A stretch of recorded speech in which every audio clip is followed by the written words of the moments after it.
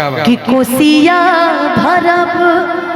चौमुख दिया बजराइब हो अरे घाटे पे दिया बनाइब हो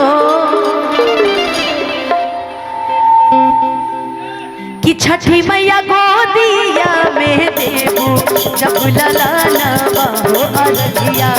देवे घटिया बजाइब हो ए छठी मैया गोदिया में देबू जब ललाना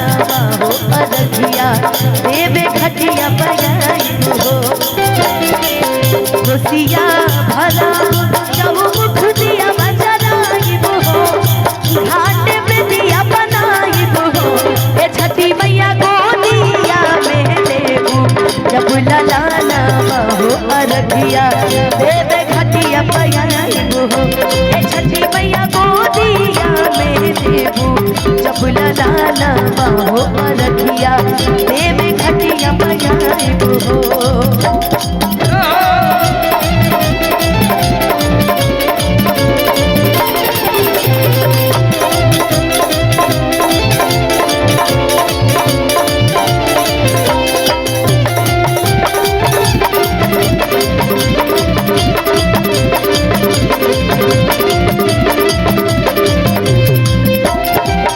फल फल हरिया से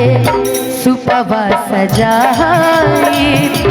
अपना बलम जी के माथे पर उठाई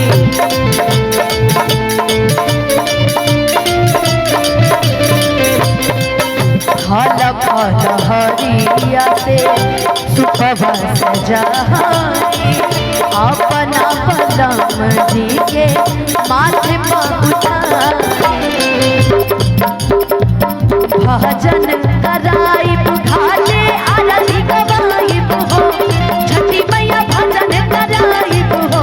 ए छठी मैया गोदिया में देबू जब ललाना हो अरगिया देवे घटिया बजाइब हो ए छठी मैया गोदिया में देबू जब ललाना हो अरगिया देवे घटिया बजाइब हो ए छठी मैया गोदिया